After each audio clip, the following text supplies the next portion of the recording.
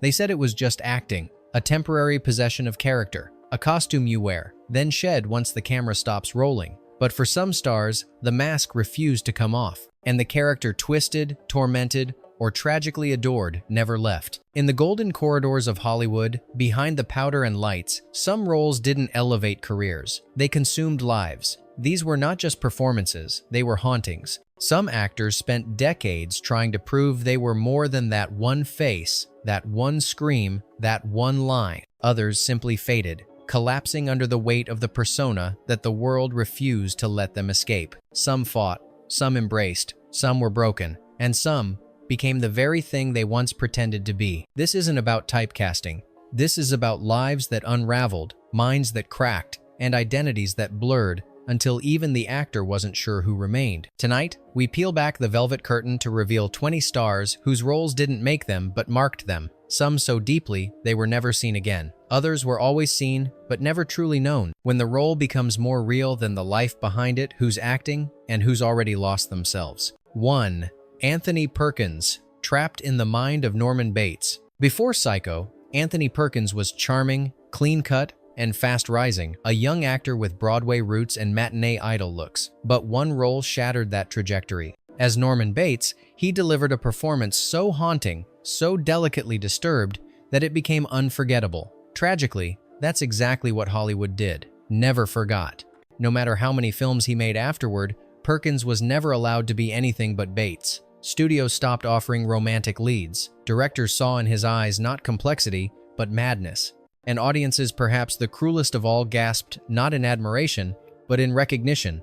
There he is, the motel killer again. The deeper tragedy was that Perkins wasn't acting from nowhere. A closeted man in a time of public ruin for queer stars, he understood repression and duality intimately. Norman Bates, with his boyish politeness and hidden violence, mirrored that internal split. The role didn't just echo him, it amplified him. In time, even he seemed unsure where Norman ended and Anthony began.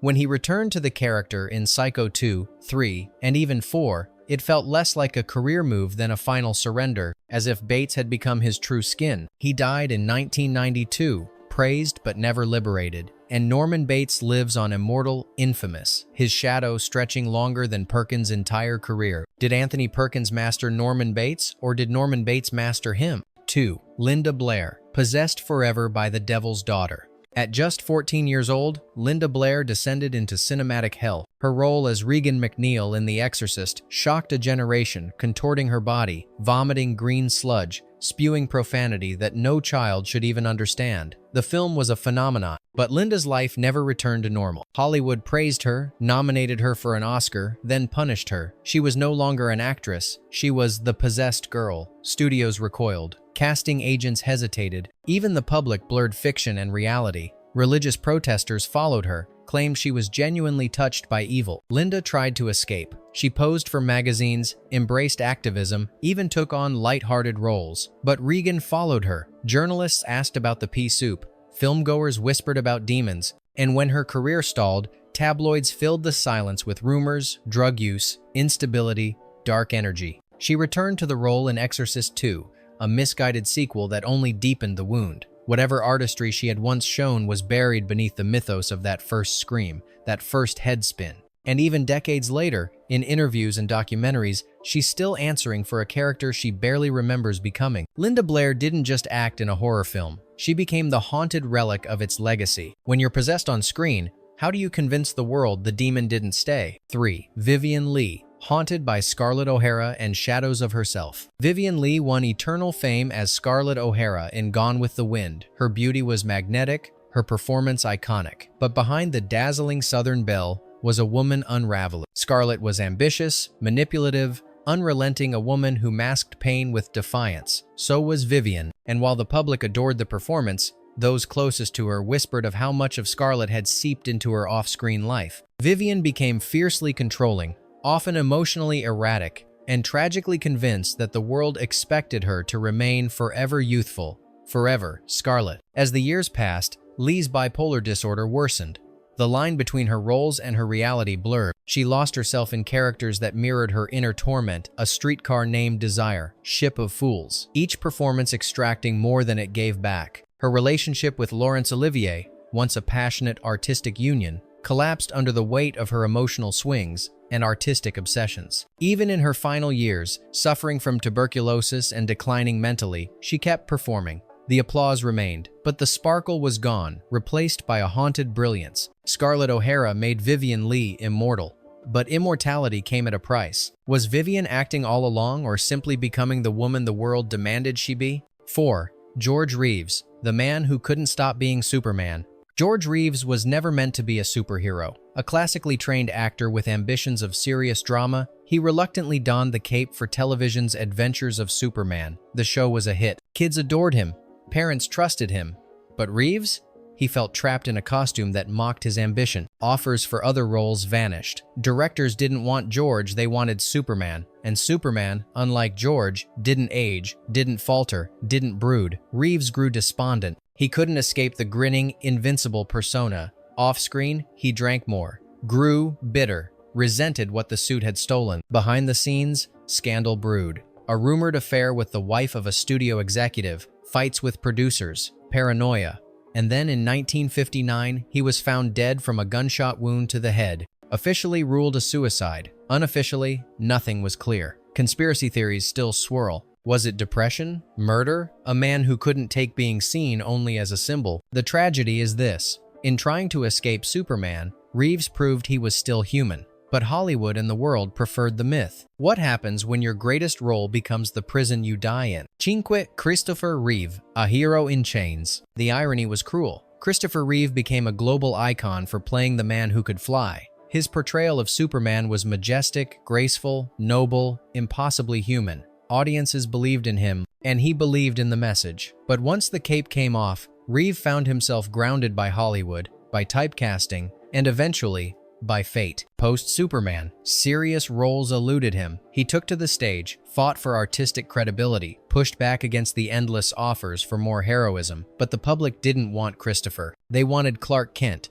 And when the franchise soured, so did the roles. Then came the fall. In 1995, a horseback accident left him paralyzed from the neck down. Superman, broken. The imagery was inescapable. The man who once defied gravity was now confined to a chair, breathing through machines, reduced visibly to human limits. But Reeve didn't vanish. He transformed, became an activist, a speaker, a force. Yet even then, the shadow of Superman loomed over everything. Interviews called him the real Superman, now trading fiction for irony. And the role he once tried to escape became a mantle he could never remove. Christopher Reeve's courage was undeniable, but so was the curse. Did Superman lift him up, or did the world let him fall because it couldn't imagine him as anything else?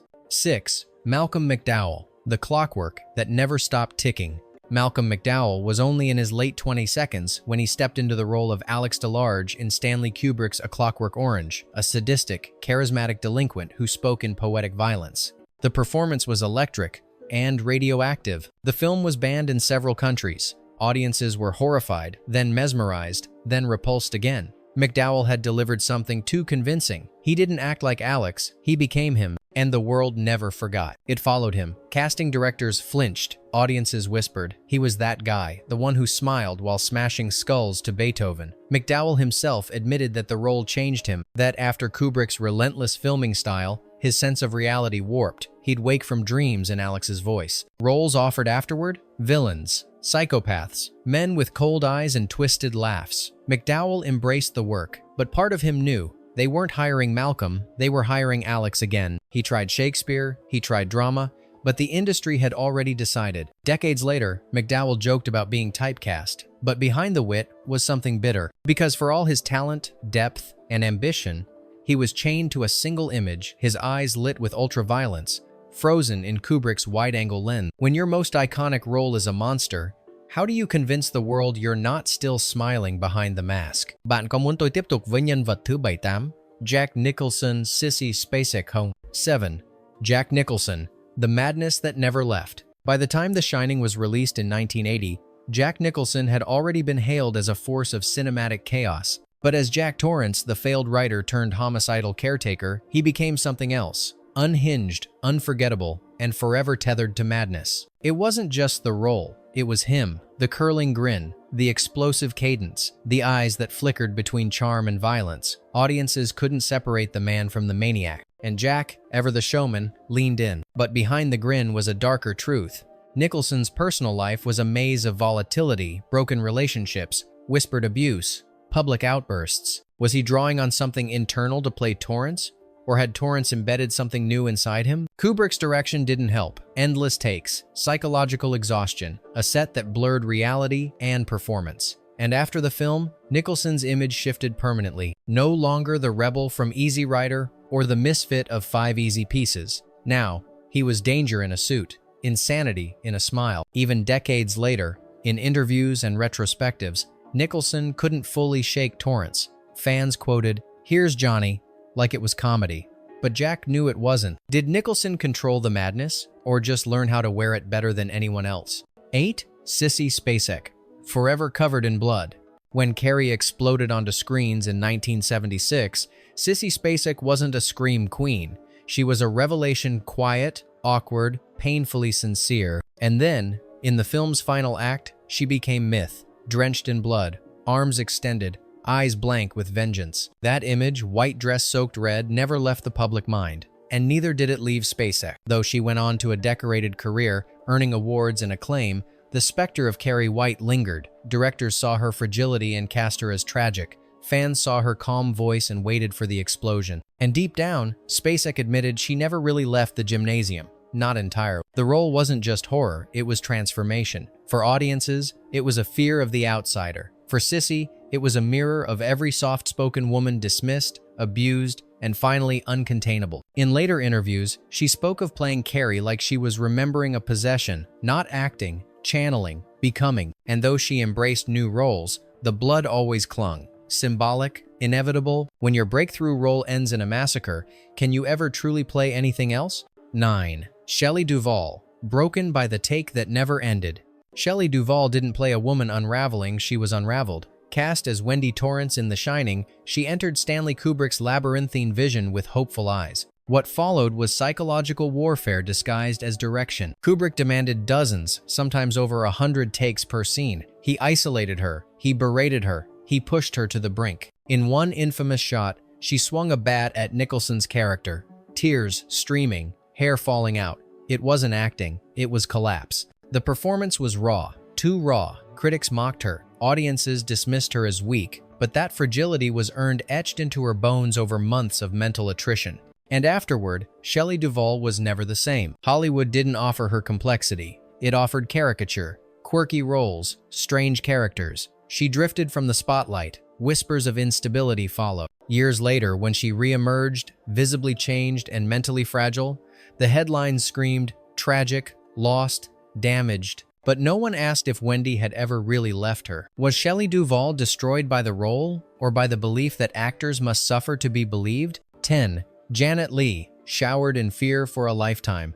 She was on screen for less than 30 minutes, but Janet Leigh changed cinema forever. As Marion Crane in Psycho, she took a risk playing a woman who steals, flees, and dies early in a moment, so shocking, it fractured audience expectations permanently. The shower scene became legend. Frame by frame, stab by stab, it embedded itself in the collective subconscious. But while the audience could look away, Leigh never really could. She confessed for years afterward. She could no longer take showers. Doors had to be unlocked. Curtains had to be open. Her sense of vulnerability, once theoretical, had become visceral. Fans approached her not to praise her performances, but to mimic the scream. Though she continued to work, she never escaped Psycho. Even in other roles, directors played off her legacy. She was forever the woman who died in the shower. And yet, she didn't die in real life. She lived decades beyond that scene. But for the world, she never truly walked out of that bathroom. When a single scene becomes a monument, can the actor behind it ever escape its shadow? 11. Mia Farrow, the mother of a nightmare she couldn't wake from.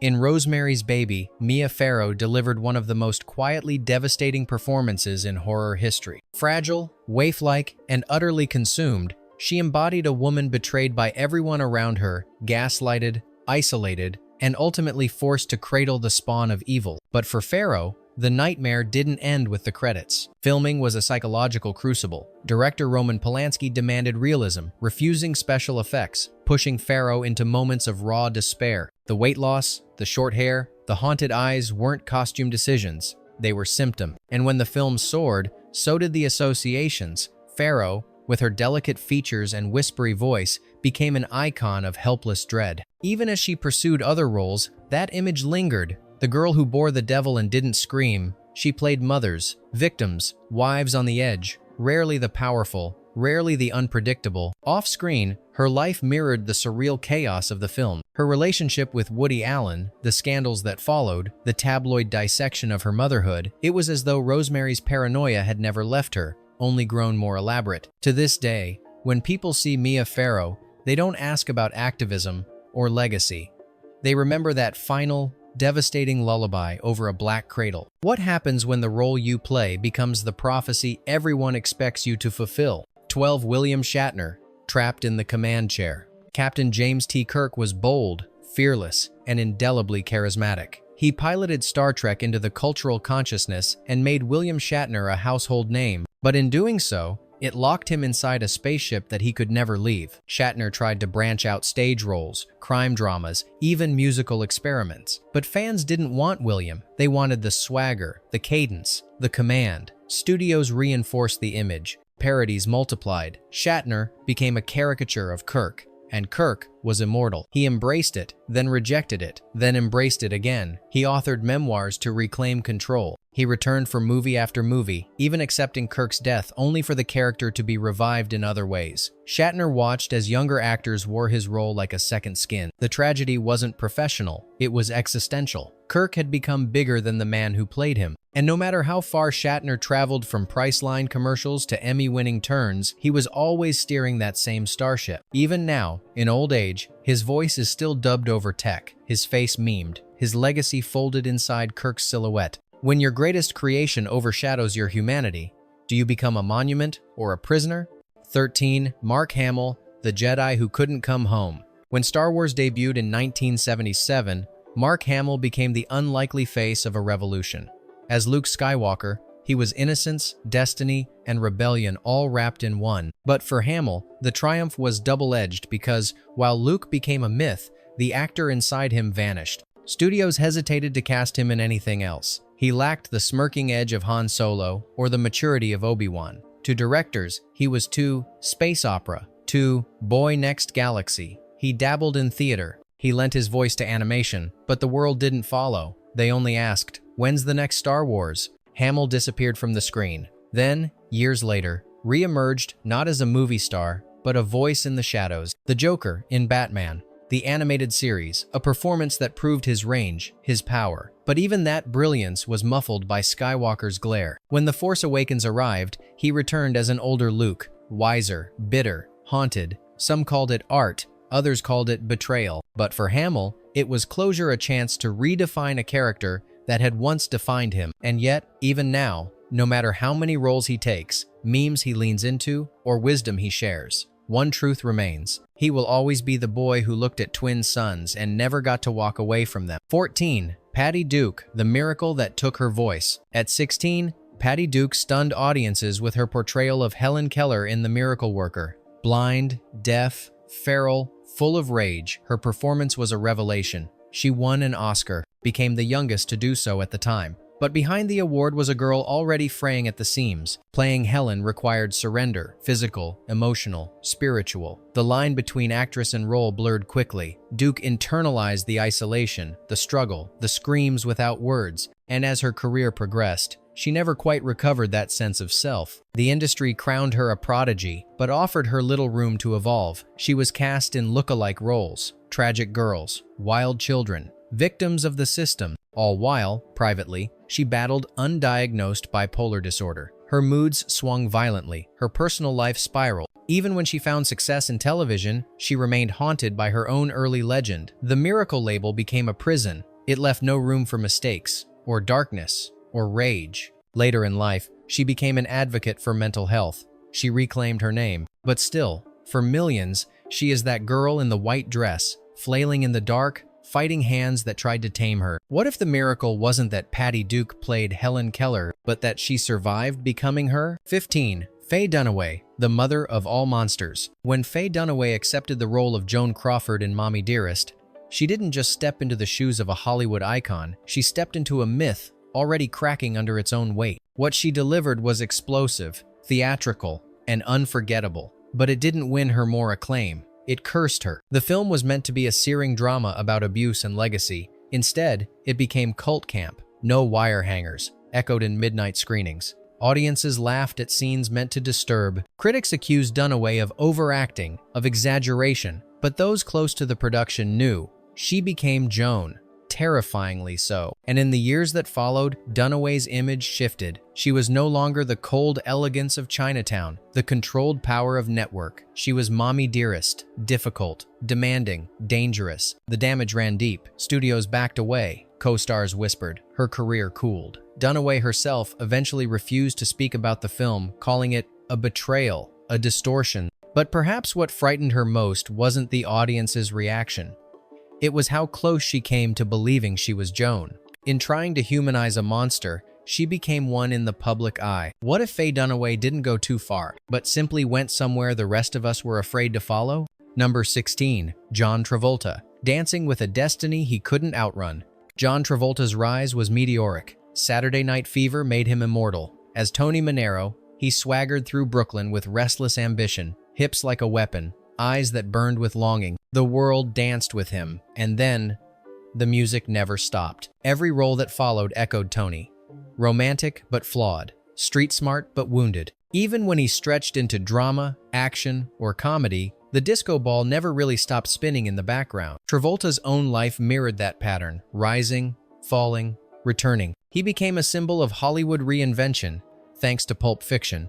But even that comeback leaned on his past. Cool, retro, rebranded. He couldn't shake the sense that he was playing versions of himself, ghosts of Tony in different clothes. Then there were the personal tragedies, the loss of his son, the weight of fame, the public scrutiny. All of it fed into the myth that Travolta was always dancing against fate, never quite free. He remains beloved, but for many, he is still frozen under those disco lights forever in that white suit, forever chasing something he already caught and lost. Can you ever leave the dance floor if the world refuses to stop the music? 17. Toni Collette, the face of grief that became a genre.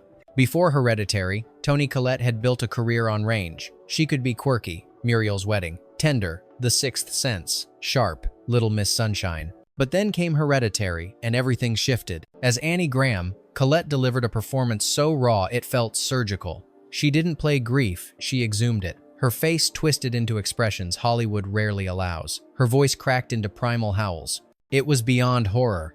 It was human terror, undressed. And yet, she wasn't nominated for an Oscar. Critics raved, audiences trembled, but the industry flinched because Collette had become something too real, too unsettling, too unmarketable. Since then, even her lighter roles carry shadows. Casting directors want the broken mother, the haunted woman, the emotional collapse made elegant. And audiences, whether they know it or not, wait for her to scream again. In Hereditary, her character spirals into darkness. In real life, Toni Collette escaped that fate. But the ghost of Annie Graham still lingers behind her eyes. What happens when you portray grief so perfectly? The world forgets you can smile. 18. Bruce Dern, the villain everyone took personally. Bruce Dern was never the traditional Hollywood lead. Gangly, intense, unsettling, he thrived on roles that pulsed with menace. And then he did something irreversible. He shot John Wayne. In The Cowboys, 1972, Dern played the villain who gunned down the Duke. It was a bold choice, a career-making role, but for many, especially in conservative America, it was unforgivable. He didn't just kill a character, he assassinated a symbol. Audiences booed him in public. Studios hesitated. He was labeled dangerous, unlikable, bad for the brand. Dern embraced it, leaned into the outlaw energy. But even as he carved out a career of rich, complex villains, the shadow of Wayne's fall never quite faded. Decades later, when Quentin Tarantino cast him as a cryptic relic in The Hateful Eight, it felt less like a comeback and more like a reckoning. The man who broke the cowboy myth now played a ghost of the Old West, silent, watchful, possibly worse than we imagined. Bruce Dern never escaped the villainy. He wore it like armor. But one wonders, when your most infamous role bleeds into public judgment, do you become the character or their punishment? 19. Shelley Winters, drowned again and again. Shelley Winters was no stranger to transformation. From blonde bombshell to powerhouse character actress,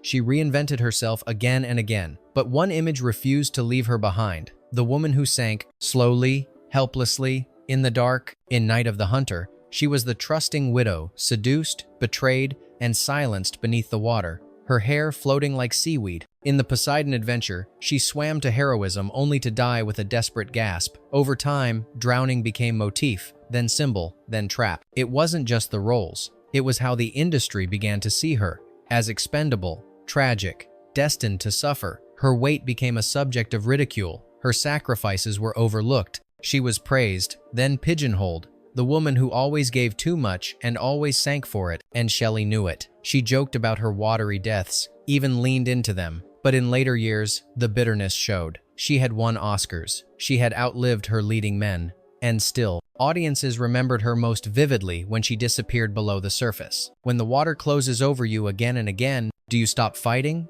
Or learn to hold your breath forever? 20. Piper Laurie, the mother you couldn't escape. Piper Laurie had already endured Hollywood's shallow expectations when she accepted the role of Margaret White in Carrie, a religious zealot, shrieking with divine fury, turning motherhood into horror incarnate. What she created was unforgettable, not just terrifying, but convincing. Her eyes wide with fanaticism, her voice a dagger cloaked in scripture. She turned a one-dimensional monster into something almost operatic. And then, she was frozen there. For years, casting directors couldn't see her as anything else. Not a matriarch, not a romantic figure, not a woman with softness. Only the mother who saw sin in every shadow and blood in every daughter. Piper Laurie didn't fade. She refused. But Hollywood refused her back. She worked, quietly, selectively. But the magnitude of Margaret White loomed. Even her return in The Faculty carried shades of the same monster repackaged, but not forgotten. In later years, she spoke candidly about the role, proud but cautious, as if acknowledging that to become that mother even for a moment meant sacrificing something soft inside. What if Margaret White didn't destroy Carrie, but consumed Piper Laurie first? Bonus fact: Dominique Dunne, the curse that arrived too early. She wasn't the lead. She didn't have decades to wrestle with her legacy. But Dominique Dunne, just 22 years old, delivered a performance in Poltergeist that seemed to echo far beyond her screen time. As Dana Freeling, the teenage daughter in a suburban home turned spectral battlefield, she was fragile, frightened, and unforgettable. And then she was gone. Months after the film's release, Dunne was strangled in her driveway by an ex-boyfriend. Her death shocked Hollywood not just for its brutality, but for its eerie alignment with the film's ominous tone. Poltergeist was already whispered to be cursed, cast deaths, on-set accidents, equipment failing. But Dunne's tragedy felt different, final, personal. The role should have been a beginning. Instead, it became a tombstone. In the years since, conspiracy theories flourished. Was the film truly cursed? Was Dunne's death a tragic coincidence, or something worse? But beyond the headlines, something more haunting remains.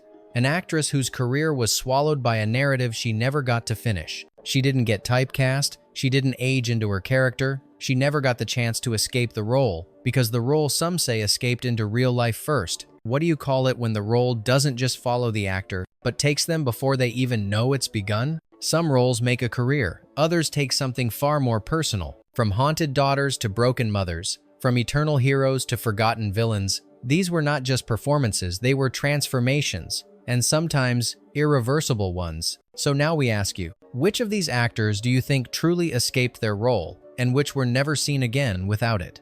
Was it Hollywood that refused to let go, or the characters themselves that refused to die? Let us know the one that stayed with you the longest, because maybe, just maybe, that's how the curse continues.